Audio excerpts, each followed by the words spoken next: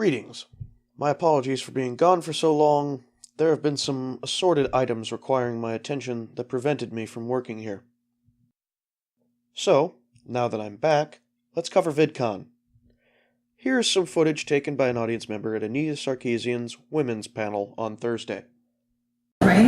If you Google my name on YouTube, you get shitheads like this dude who are making these dumbass videos that just say the same shit over and over again. And like, I need to give you attention because you're a garbage human. Whatever. So, a prominent feminist verbally quote-unquote assaults someone in the audience for no reason. Funny thing is, this panel is meant to discuss how women get harassed online. Yet here she is, harassing a man in real life. Sargon had apparently started a letter-writing campaign to get her kicked from the cyberbullying panel with Boogie2988. Unfortunately, it failed due to Anita's raw power over media as a whole. For this reason, I am formally petitioning VidCon's co-founders, Hank and John Green, to remove Anita Sarkeesian from the cyberbullying panel on Saturday to prevent further such incidents and maintain the polite and prestigious atmosphere that all of the panelists and attendees have been maintaining. If you wish to support this petition, please politely contact Hank or John with your own respectful statement on their public email addresses, which are linked in the description of this video. Thank you for your time, and I hope the remainder of VidCon can pass without any more such incidents. VidCon apologizes to Anita Sarkeesian. Says Sargon of Akkad was there to intimidate. Hank and John Green, the heads over the annual VidCon event, finally broke their silence about the events that transpired at this year's convention. Content creator and feminist critic Anita Sarkeesian called out fellow YouTuber Sargon of Akkad, using profane language and labeling him as a garbage human.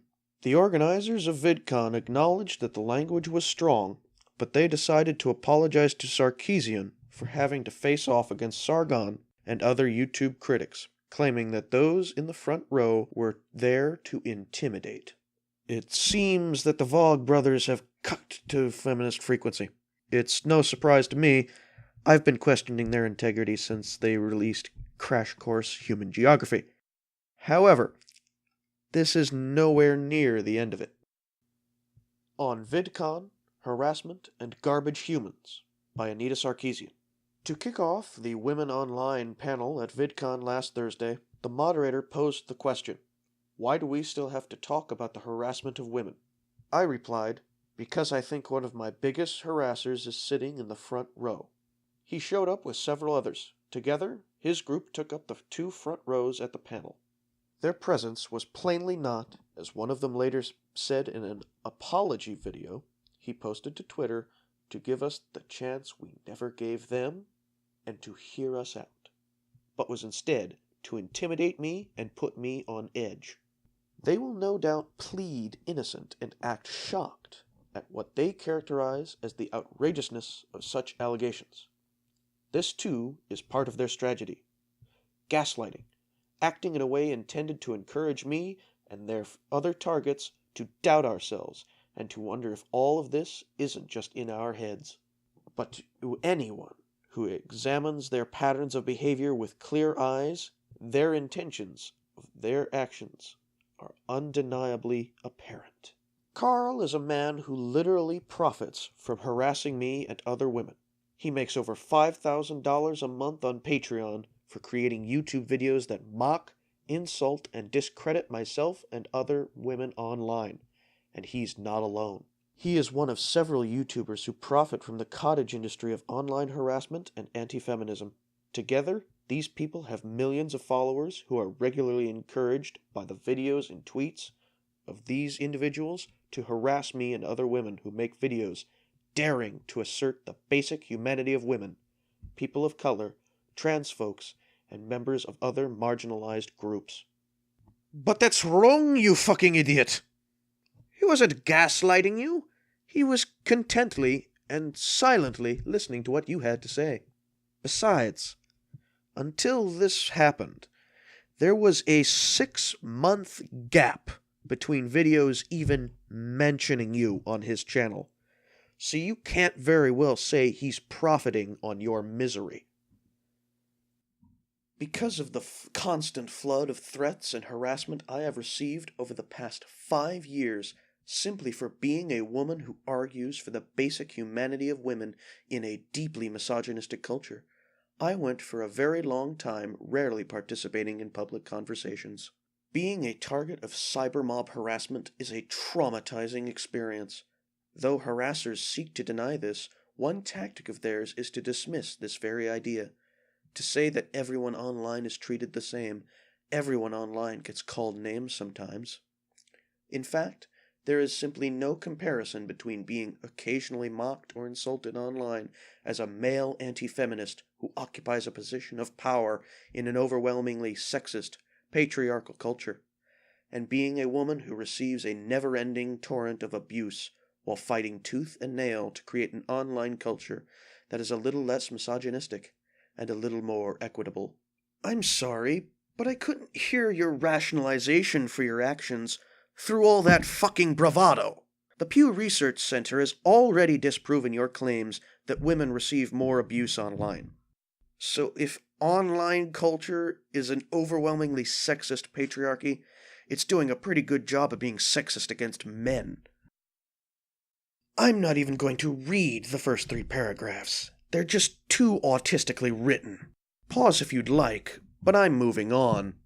Benjamin has made his name dismissing her feminist documentary work, such as Tropes vs. Women in Video Games, which details the cultural biases of video games.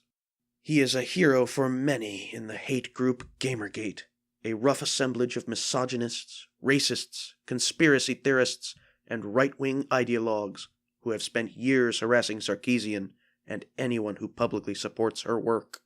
Most of his YouTube videos follow standard reactionary protocols, excoriating the supposed evils of political correctness, shady liberal elites, and the media. His most frothy content is reserved for feminism, a hot topic for men who feel afraid and threatened by progressives, whom they dismiss as the regressive left. He has more than 600,000 subscribers on YouTube, and makes more than $5,000 a month from Patreon. Actually, Sargon has made his name attacking feminism in general. Anita rarely gets mentioned in his videos. Now, while I know you have no intention of ever hearing another side of this story, Gamergate is not a hate group. It is a consumer revolt, one which needs to come back in my opinion. But because your entire website is cancer, you had to name drop his Patreon, which resulted in some rather irritating bullshit. Patreon, the popular online crowdfunding network, investigated YouTube personality Carl Benjamin, more commonly known as Sargon of Akkad, for potentially violating its code of conduct through his behavior at VidCon. Because of what happened at VidCon, it has been on our radar, so we have been looking into it, said Molly Starr, head of communications at Patreon. 2 hours later, Patreon followed up in an email to say Benjamin was in the clear. While distasteful and definitely not something we agree with, Sargon's content and conduct do not violate our policies. If Patreon's investigation had found that Benjamin violated its code of conduct, it could have shuttered his account entirely. Benjamin stood to lose out on the $5,725 per month he currently makes through his Patreon account. I can tell that someone at Polygon or even this Mike.com site contacted Patreon for the sole purpose of getting his account shut down. Thankfully, Patreon is impartial and doesn't care about this feminist bullshit. Well, I hope this will be remembered for a long time. Feminists hate Anita. Maybe they will finally just drop her and abandon her, seeming as how, no matter where she is, she will find a way to be a despicable human being. Yeah, so Feminist Frequency is a nonprofit that I run where we look at the way women are represented in the media. And by doing this work, I have been the target for 3 years nonstop of egregious online harassment in all levels. I think it's important to recognize that harassment is, as someone had mentioned, it's not just what is legal and illegal, right? Harassment is threats of violence, but it's also the day-to-day grind of you're a liar, you suck, you know, making all of these hate videos to attack us on a regular basis, and the mobs that come from those hate videos, etc. And so, you know, I've spent a lot of time thinking about online harassment and what we can do about it. And I think something that's really important to understand is that, you know, we know this, but I think it's worth saying that sexism and misogyny did not start with the internet, right? It's been around for a long time. And feminists for decades have been challenging these male-dominated systems. So what we're seeing is that the internet is providing new ways to commit the same types of violence. Right, and so understanding that this is a cultural, that we really need to see a big cultural shift in how we deal with this, and we can take note from activists that have been doing this work previously, or have continued to do this work, while acknowledging how technology is changing the face of current day sexism and misogyny. So,